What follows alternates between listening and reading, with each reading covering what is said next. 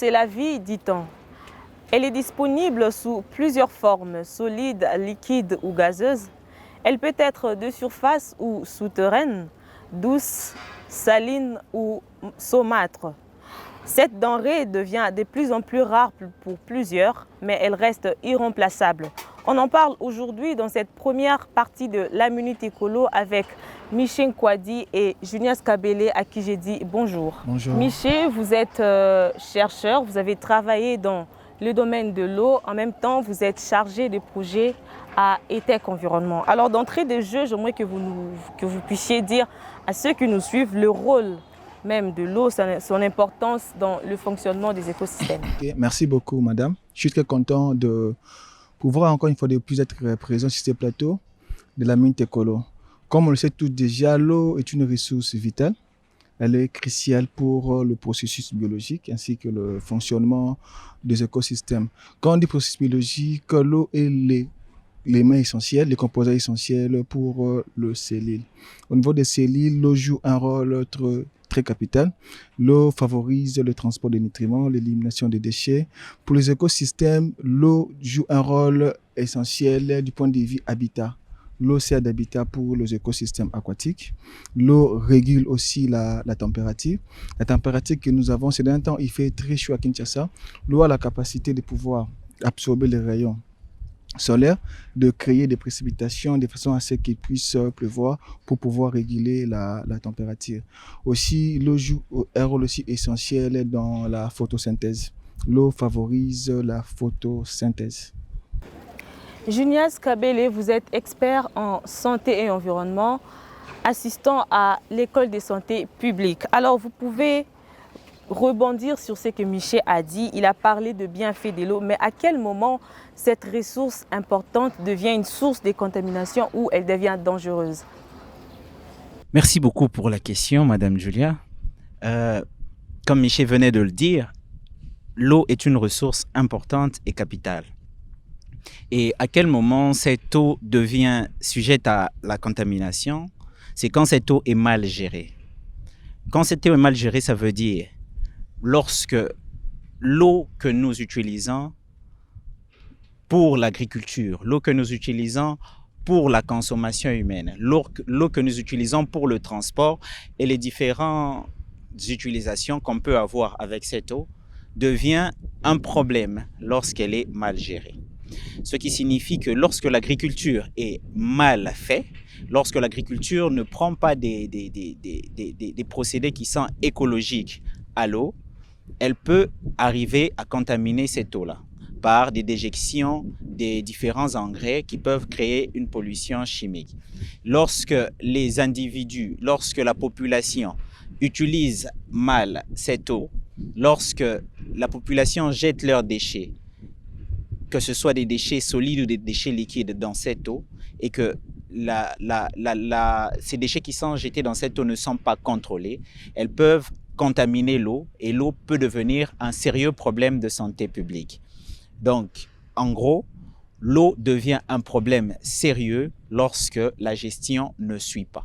Lorsque l'eau est mal gérée, l'eau crée beaucoup de problèmes de santé publique, notamment avec des maladies telles que le choléra et toutes les maladies hydriques, donc les maladies qui sont liées à l'utilisation d'une eau de mauvaise qualité. Voilà, elle est importante, mais si elle est mal gérée, comme Junias l'a dit, elle peut causer des maladies, choléra, diarrhée, hépatite A et toutes sortes de ces maladies hydriques. Miché, je reviens vers vous. La RDC ne manque pas d'eau, mais en ce moment, on parle de à peu près 26% seulement de la population congolaise qui ont accès à l'eau potable. Quels sont les principaux obstacles de défis en fait, qui sont liés à l'accès à l'eau en RDC? Okay, merci beaucoup. Parlons de l'approvisionnement de l'eau en eau potable. Déjà, en RDC, c'est la régie des eaux, bien que le secteur soit libéralisé. Jusque-là, c'est la régie des eaux qui gère de l'eau. Mais on comprend que le secteur régie des eaux qui gère de l'eau, il a, du point de vue infrastructure, il n'a pas assez d'eau qu'il faut. Le réseau de distribution de la régie des eaux est concentré d'abord dans les grandes villes. Quand tu arrives à Kinshasa, vous voyez la régie des eaux qui est là, bien que ce n'est pas dans toute la capitale. Pareil à Lubumbashi, pareil aussi à Boma ou à Matadi. Quand vous allez très loin, la régie des eaux n'existe pas. La population fait recours à des lots de puits ou à l'eau de sources ou à des marigots où ils trouvent de l'eau potable. Certains même utilisent maintenant, ici maintenant le forage. Je pense que du point de vue infrastructure, c'est le réseau de distribution des réseaux des eaux qui n'est pas adéquat. Ces réseaux est d'abord vétuste. Et aussi, il y a aussi des fuites. Je ne sais pas comment est-ce qu'on doit quantifier le perte qui fait la régie des eaux en mètres cubes. Je crois qu'on sera déjà au-delà. En dehors des infrastructures, il y a aussi la pauvreté. La population n'a pas aussi de moyens pour pouvoir payer de l'eau de la régie des eaux, bien que dans certains coins, cette eau est payée de manière forfaitaire. La population manque de moyens. Dans certains quartiers de la ville de Kinshasa, les agents de la régie des eaux n'ont pas accès dans les quartiers, même dans des parcelles. Pourquoi? Parce qu'il y a des koulouna, parce qu'il y a des chiens méchants, ils ne savent pas comment entrer. En dehors de ça, il y a aussi la pollution. On a l'eau, la terre, c'est une planète où il y a assez d'eau. Dans les 3% qui reste d'eau douce, cette eau est d'abord polluée.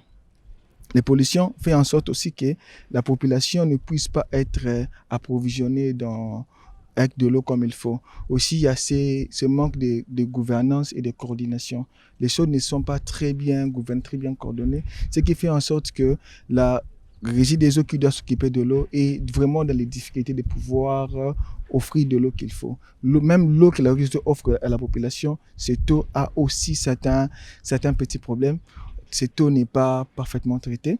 On se demande si vraiment la régie des eaux fait le travail qu'il faut. En dépit de tous les efforts qu'ils fournissent, il y a quelques problèmes qui font en sorte que la population congolaise, j'ai parlé de la population quinoise, n'est pas desservie en eau potable. Alors, nous restons sur cet aspect, Junias. Michel a parlé de la pollution de eau. ETEC Environnement a entrepris quelques mois derniers des études sur quelques rivières de la ville de Kinshasa. C'était la rivière Njili, la rivière Bichakuchaku, Karigrès et Funa. En parlant de pollution, Junias, j'aimerais qu'on suive cet élément.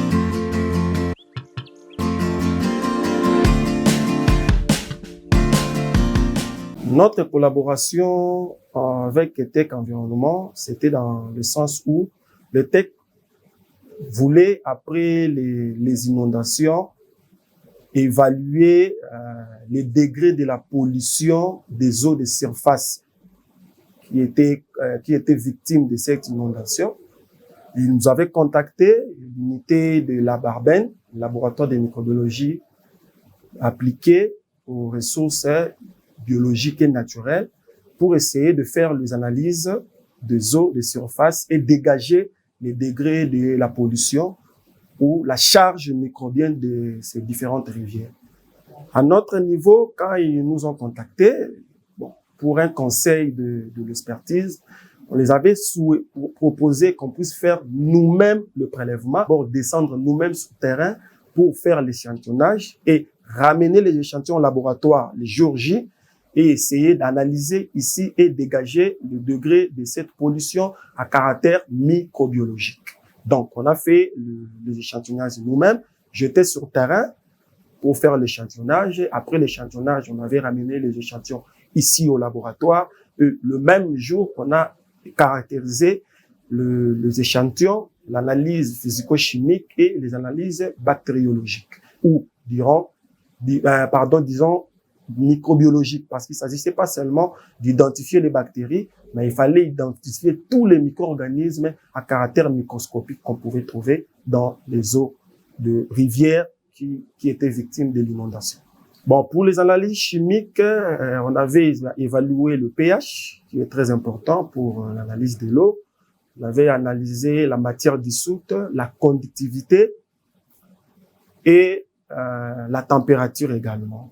Donc, c'était les paramètres préliminaires qu'on avait fait, parce que on sait que les micro-organismes, ce sont des êtres vivants qui dépendent de paramètres physico-chimiques de leur milieu.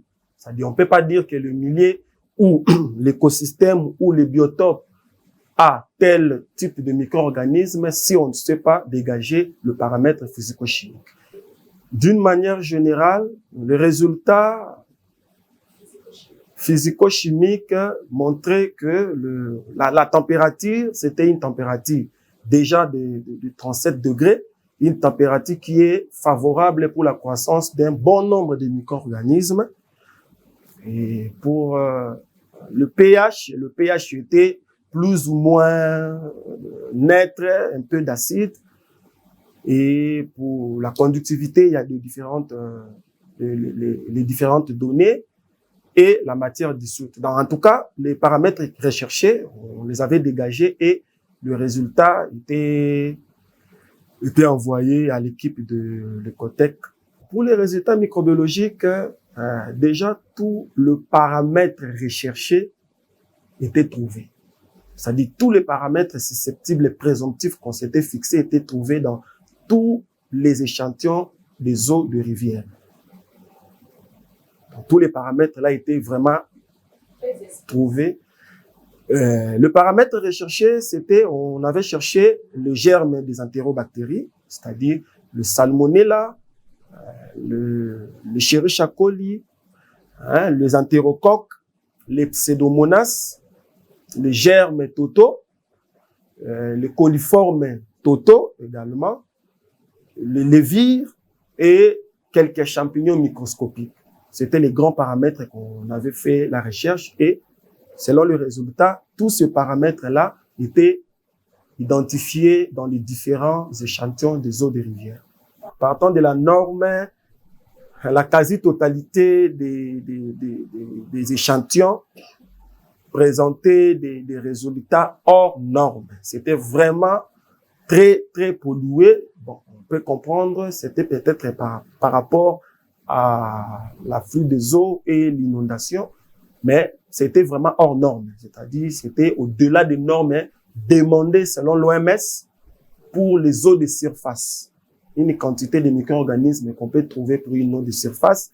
En tout cas, les normes c'était plus que les normes établies par l'OMS. La corrélation des activités humaines tout autour de rivières avec le résultat des laboratoires, je dirais, c'est totalement justifiable. Parce que déjà, ces différentes rivières subissent de traitement des habitants de ces riverains-là. Bon, disons, ça subit les influences des habitants qui sont tout autour de ces rivières-là, surtout avec le germe à caractère fécal.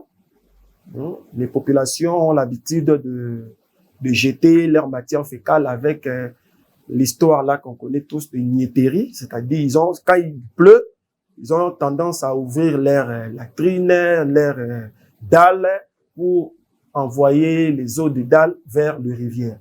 Et c'est ce qui caractérise que la charge était énorme à caractère bactérie fécale et qui présente aussi un danger pour la même population parce que la même population rentre dans les différentes rivières pour essayer de faire des travaux ménagers et ça, en retour, ils tombent malades et subissent les conséquences de maladies hydriques. En tout cas, avec le résultat des laboratoires, les eaux là sont non conformes pour toute utilisation. Quand on dit toute utilisation, souvent les gens les utilisent pour laver par exemple les habits, pour rincer les assiettes et faire d'autres travaux. Et ils n'ont pas la connaissance, ils ne savent pas que les micro-organismes ne sont pas visibles comme ça à l'œil uni, mais ils sont là. Et une fois que ces micro-organismes quittent l'eau, parce qu'ils ne se multiplient pas trop dans l'eau, mais une fois qu'ils se retrouvent dans le corps humain et que la température de 37 degrés est respectée, et ils peuvent maintenant se développer et créer des maladies comme la fièvre typhoïde avec les salmonelles dans la salmonellose. Et ces habitants-là souffrent souvent de cette maladie-là. Donc, ce sont des eaux non conformes pour toute utilisation, même pas pour arroser les plantes. Nous l'avons suivi, M. Junias. Qu'est-ce que vous avez à dire? Ce que j'ai à dire concernant ces différents résultats que vous avez menés sur diverses rivières de la ville de Kinshasa, notamment la rivière Njili, la rivière Bichakuchaku, la rivière Kalamu et la rivière Funa. Donc, d'entrée de jeu, vous avez fait des analyses physico-chimiques et vous avez fait des analyses microbiologiques. Et en regardant les analyses physico-chimiques, excepté le pH qui peut se retrouver dans les normes dans certaines des rivières, notamment dans la rivière Njili, donc entre 6,5 et 8,5, comme le donnent les normes de l'OMS, nous constatons que les autres paramètres sont suffisamment au-delà. Donc quand je parle d'au-delà des normes, ça signifie que ces paramètres-là peuvent être sujets à une pollution ou peuvent créer certains problèmes. Mais particulièrement, mon attention est attirée sur les paramètres microbiologiques. On se rend compte que tous les paramètres microbiologiques qui se retrouvent sur les résultats que vous veniez de nous présenter sont au-delà de 10,4. Au-delà de 10,4. Donc, nous nous rendons compte que ce soit pour les Escherichia coli, que ce soit pour les Pseudomonas aeruginosa ou que ce soit pour les autres paramètres microbiologiques, ces paramètres sont hors normes. Et cela peut s'expliquer par les différentes pluies, les inondations qu'il y a eu dernièrement. Parce que nous savons bien qu'avec le lessivage des routes, le lessivage des tout ce qu'il y a comme déchets, ces éléments se retrouvent dans les rivières que vous avez prélevées. Et avec une inondation, avec la crue qu'il y a eu avec de l'eau, nous pouvons comprendre que l'eau a eu à récupérer certains éléments. Déjà de fait que la population de la ville de Kinshasa a une des habitudes, celle d'ouvrir leurs vannes lorsqu'il s'agit de la pluie pour faire sortir les excrétas et les différents déchets qui se retrouvent dans leurs fosses septiques. Et cela peut s'expliquer facilement qu'on comprenne qu'il y ait des Escherichia coli parce que les Escherichia coli montrent la pollution fécale.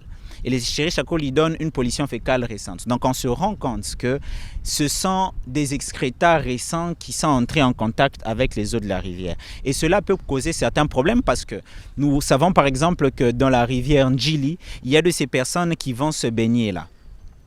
Et il y a plusieurs personnes, il y a plusieurs sites touristiques qui utilisent cette eau-là pour des baignades. Donc, vous vous rendez compte que ça peut poser beaucoup de problèmes de peau et beaucoup de problèmes de maladies, étant donné que la qualité de cette eau-là n'est propre ni pour la consommation, ni pour le lessivage, ni pour l'irrigation, encore moins pour les eaux de baignade. Donc, nous nous rendons compte que nous avons un sérieux problème avec les différents sites sur lesquels les échantillons ont été prélevés. Donc, nous nous rendons compte que c'est un sujet qui doit nécessairement tirer l'attention des personnes qui ont la charge de la gestion de l'eau. Donc, des ministères qui ont la charge de la gestion de l'eau. Qui ont la charge de la gestion de l'eau, je veux revenir vers Miché pour dire s'il y a des activités autour qui ont pollué ces eaux, vous allez nous dire, et qui est censé veiller sur cet aspect des choses? Oui, je pense que Junior s'est déjà épinglé certaines activités. Quand il y a eu une inondation, il y a eu la montée des eaux, tout qu'on sort. Mais on va se rendre compte que le long de la, prenons simplement la rivière Njili. Le long de la rivière Njili, il y a des activités humaines, des activités anthropiques. Il y a de fermes, il y a des agriculteurs, il y a des mamans qui font des champs. Et ces mamans, généralement, ils utilisent des pesticides. Ces pesticides sont aussi lessivés par l'eau de la pluie et à l'inondation. Pas seulement ça, mais aussi le long des rivières de la capitale, les gens n'ont pas de fosses septiques. Ils utilisent des rivières comme étant fosses septiques, bien que l'assainissement à Kinshasa, elle est d'abord individuel. On devait normalement avoir l'assainissement collectif. Ces gens utilisent des rivières comme étant des fosses septiques. Et tout ce qui est comme excrément va directement dans des rivières. La rivière Njili est utilisée par la Régie des eaux comme centre de captage de l'eau. L'eau qui est desservie à la population de district de Funa, une partie de Moamba et une partie de Lukunga, est puisée directement à partir de la rivière Njili. Et c'est toutes ces activités qu'il y a en amont donne un peu beaucoup plus d'activité à la Régie des eaux qui doit fournir un peu plus d'efforts pour pouvoir dépolluer de l'eau pour servir à la population. Au-delà de tout ce qui est activité, il y a aussi ce phénomène de la gestion des déchets. À Kinshasa, nos rivières se sont transformées en dépotoirs. Nous jetons nos déchets dans des rivières. Les gens qui vivent le long de la rivière n'ont pas de poubelles. Tout ce qu'ils utilisent, ils les déchargent dans la rivière. Pas seulement ces gens, on a aussi des déchets qui sont entassés quelque part avec la racine qui n'existe pas déjà, les déchets de la vie qui sont entassés quelque part. Et quand il pleut, qu'est-ce qu'il fait? Tous ces déchets sont lessivés dans des rivières. Au-delà de ça, on a aussi des gens qui lavent le véhicule. Finalement, ces gens qui lavent des véhicules, ils n'ont pas un système de traitement de l'eau. quand ils lavent leur véhicule, l'eau est directement déversée soit dans des caniveaux avec des huiles, tout ce qui part. On a les FAO qui arrangent les véhicules. La question que je me pose, après avoir rangé les véhicules avec de l'eau, qu'est-ce qu'ils font avec ces eaux? Est-ce qu'ils traitent ces eaux? Toutes ces eaux est directement déversées dans nos rivières. Ce qui fait en sorte que, Madame Julia, au-delà des réseaux qui doivent traiter de l'eau, la population est en contact permanent de l'eau. Pourquoi? Parce que la population va chercher du sable qu'ils vont chercher dans l'eau pour pouvoir vendre dans des constructions. Ils sont directement en contact de l'eau. Certains même vont jusqu'à pêcher, parce qu'il y a des espèces aquatiques, des poissons qui sont dans ces eaux.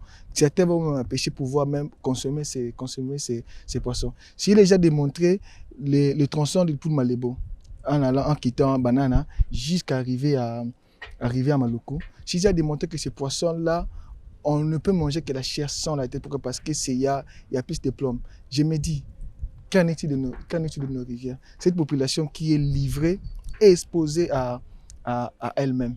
Ce qui fait en sorte que, comme a dit M. Junias, on doit vraiment accorder plus d'attention à ces rivières, pas seulement à nos rivières. J'ai aimé pour les Jeux olympiques de France, de Paris, il n'y aura pas de piscine pour la natation. La natation se fera dans la Sienne. Et pour cela, il y a un coût de dépollution de la Sienne. Tout justement, quand on parle de coût de dépollution, vous pourriez aller vers les entreprises. Ils vous diront qu'ils paient, partant de la loi du pollueur-payeur. Forcément, ils paient. Mais à quel niveau se situe leur responsabilité, ou que ce soit la responsabilité de l'État? Okay. Tu l'as bien dit, pollueur d'abord payeur. Les entreprises polluent, ils doivent payer. Prenons les entreprises qui sont du côté de Kingabois. Les entreprises, ils déversent leurs effluents directement dans des caniveaux. Et les effluents qui sont dans les caniveaux vont directement dans des rivières et directement dans le fleuve. Normalement, ils doivent commencer par payer. À défaut d'eux-mêmes d'avoir une station d'opération, ils doivent pouvoir payer à l'État, et l'État doit faire quoi? Il doit pouvoir dépolluer ces eaux. On doit normalement avoir, j'ai parlé tout tantôt des systèmes d'assainissement. On a un système d'assainissement individuel qui fait en sorte que la population doit traiter elle-même ces effluents. Normalement, on devrait avoir un système d'assainissement collectif où on reçoit tous les eaux, toutes les eaux usées. L'État va s'en occuper pour gérer cela. Et à ce niveau, je pense ça devrait être décentralisé. Tout est géré au niveau de la ville. Tout est géré au niveau de la ville. Aussi, la gestion des déchets en RDC, c'est plus des déchets solides que liquides. Tout est géré au niveau de la ville avec la RASKIN. On n'a pas un organe qui gère les déchets liquides. Les déchets liquides. Tu vois, je pense que d'abord, au niveau de des entreprises eux-mêmes, ils doivent commencer par traiter leurs effluents. Certaines entreprises de la capitale l'ont fait, mais ça n'a pas marché, ça n'a pas donné. Exactement, Michel. Gérer les eaux usées, je reviens vers vous, Junias. Qu'est-ce qu'il manque? Est-ce la réglementation? Est-ce les normes? Est-ce les lois? À quel niveau se situe le problème pour que la gestion des eaux usées se fasse avec ordre? Merci beaucoup, Julia, pour la question. On va revenir sur ce que Michel était en train de dire. Il y a un élément quand même important, c'est que vous avez parlé de pollueurs-payeurs. Comment savoir que ces personnes ont réellement pollué? Il faut déjà commencer par avoir des données de base. C'est comme ça que je loue l'initiative de ETEC qui ont pensé à faire des analyses sur les rivières. Il faut déjà avoir des données de base. Donc, ce qui signifie que, qu'est-ce qui garantit que c'est l'industrie ou l'entreprise qui a pollué? Donc, si nous avons des données de base, si nous avons des baselines, comme on les appelle, des données de base sur la qualité de notre eau, à chaque fois qu'il y aura un surplus de pollution, nous pourrons indexer pour dire que c'est telle entreprise qui a pollué et nous pouvons mieux sanctionner. Je pense que c'est un des éléments importants. Mais cela n'empêche que le fait que les entreprises déversent leurs déchets, leurs effluents, ils ont l'obligation de connaître la qualité des effluents qu'ils déversent parce qu'il faut qu'il y ait des normes propres au pays. Certes, nous utilisons les normes de l'OMS, mais l'idéal serait d'avoir des normes propres au pays qui pourront dire déjà pour un début à l'entreprise, non, vous devriez déverser telle quantité d'effluents contenant autant de milligrammes par litre de plomb, par exemple. Vous devez le faire, vous aviez déversé un peu plus. Et vu que vous avez déversé, nous pouvons estimer à autant et la personne pourra payer, l'entreprise pourra payer. Parce qu'il faut qu'il y ait des données précises pour que les entreprises payent. Ça, c'est d'un côté. Et de l'autre côté, il faut que l'État prenne ses responsabilités parce que c'est à l'État de dire et d'imposer aux entreprises de payer. Et cela, il faut que ce soit des normes précises. Certes, il y a certaines lois qui évoquent ce principe de pollueur-payeur, mais cela n'est pas très bien appliqué dans notre pays. Donc, il est important de définir un cadre légal et surtout d'avoir des données probantes qui prouvent réellement que la personne a pollué. Parce que vous allez, par exemple, entraîner une entreprise en justice pour dire qu'ils ont pollué, mais vous ne savez pas, ils ont pollué à hauteur de combien. Ça sera difficile de les faire payer. D'où l'importance d'avoir des données de base. Mais à cela aussi s'ajoute le fait de l'éducation de la population parce que ce n'est pas seulement les entreprises qui polluent, mais aussi la population. Parce que le pollueur-payeur n'est pas seulement l'entreprise, mais l'individu lui-même déjà. Le fait d'avoir un comportement irresponsable en jetant des déchets solides, tant soit des déchets liquides avec les effluents des fosses septiques par exemple dans les rivières, c'est important que nous puissions avoir une réglementation qui sanctionne clairement. Okay. Nous devons avoir une réglementation qui sanctionne clairement. Michel, en tant que chercheur, tu vas regarder la caméra et donner une proposition comme ça, des solutions à ceux qui nous dirigent concernant la gestion des eaux. Ok. Je pense que la première chose à faire pour bien gérer notre eau, c'est d'abord la réglementation. Nous devons renforcer notre cadre réglementaire. Si on les renforce, on doit aussi mettre le moyen, parce qu'il faudra des moyens. On ne peut pas gérer les eaux sans moyens. L'État doit mettre le moyen en jeu pour que nous puissions arriver à cela. Après avoir mis la mise en moyen, il faudra maintenant aller avec l'éducation. La population doit comprendre que l'eau, elle est importante, oui. Malgré elle est importante, on doit protéger ces eaux. Si on ne protège pas nos eaux, on se réveillera un jour, nos eaux seront polluées. Et si on a des eaux polluées, on ne saura pas vivre. Quand il n'y a pas d'eau, il n'y a pas de vie. Au-delà de ça, je pense que cette responsabilité est d'abord holistique, mais aussi multisectorielle. On doit avoir l'appui de tous les secteurs, de tous les ministères pour que nous puissions avoir un cadre réglementaire bien défini, bien taillé, pas calqué à l'image d'autres pays. On doit vraiment avoir, comme a dit Junias, on doit vraiment avoir un cadre purement congolais par rapport à nos réalités et par rapport à nos défis qu'on a sur l'assainissement des eaux du pays. Merci beaucoup. Junias, votre dernier mot. Mon dernier mot, je vais ajouter à ce que Michel vient de dire. Effectivement, il faut que nous ayons une réglementation claire. Il faut que nous ayons une réglementation bien établie et assez précise. Mais moi, pour la ville de Kinshasa, je prends Kinshasa principalement et puis je vais parler du reste du pays parce que la RDC, c'est 2 345 410 km². Alors, ce n'est pas seulement Kinshasa. Je vais commencer par Kinshasa pour dire que concernant la ville de Kinshasa, il faut vraiment opter petit à petit par une gestion qui ne sera plus autonome, mais qui sera collective, mais en partant par quartier. Et il faut l'implication de chacun des membres de la communauté. Je suppose qu'on arrive à un quartier, par exemple, on arrive à Njili quartier 1, par exemple. On se dit, bon, ici, on va trouver une solution pour que les effluents liquides soient gérés, soient conduits vers une station d'épuration qu'on va implanter à tel endroit. Et vous construisez tous ces éléments-là avec la population. Donc, chacun des membres de la population met quelque chose pour que cette construction se fasse.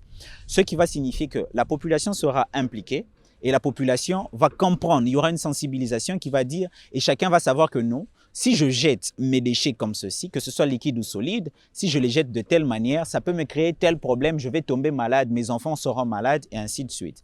Donc, si on arrive à mettre des systèmes comme cela, collectifs, par quartier, ça peut tant soit peu régler la situation.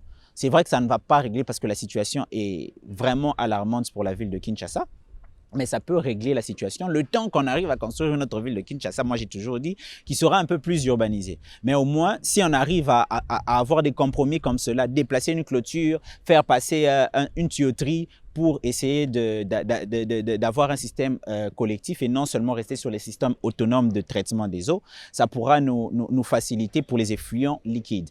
Et les effluents solides, on peut avoir des décharges transitoires qui seront vidées à chaque fois. Donc, obliger à chaque ménage de gérer leurs déchets solides de manière en séparant les différents types de déchets et ensuite de les jeter dans la décharge transitoire et puis avoir une filière de traitement de ces déchets solides. Ça sera un élément important si chaque quartier pouvait se retrouver dans une situation pareille. Et ça sera un élément vraiment important. Mais concernant le reste du pays, c'est vrai que les grandes villes, comme Michel le disait, sont déjà en construction, mais une construction qui n'est pas forcément urbanisée. Mais il y a encore des territoires, des espaces qui peuvent avoir directement une urbanisation. Donc, je penserais que l'État devrait urbaniser les villes restantes si l'expansion ne s'est pas encore faite totalement pour avoir une meilleure gestion des déchets. Parce qu'en fait, l'urbanisation joue beaucoup sur la gestion de nos déchets. Donc, si l'État peut faire cela dans les autres villes qui n'ont pas encore connu une urbanisation comme telle, prévoir déjà des lignes de desserte d'eau, des lignes d'évacuation d'eau usée, des endroits où on va mettre les poubelles, là où on va mettre les stations d'épuration, là où on va mettre les stations de traitement des déchets solides, je pense qu'on pourra trouver une solution tant soit peu sur la gestion des déchets intégrés pour le pays et nous pourrons ainsi protéger notre très beau fleuve que nous voyons parce qu'on sait très bien que toutes les rivières viennent se déverser au niveau de nos fleuves. Merci beaucoup. Michel, en 30 secondes. Il y a d'autres exemples. Il y a d'autres villes qui l'ont fait, telles que la ville de Boujagali. Boujagali, ils ont fait pareil. Ils ont repensé la ville. Ils ont construit une nouvelle ville avec des normes urbanistiques. Je pense qu'à Kinshasa, on peut le faire.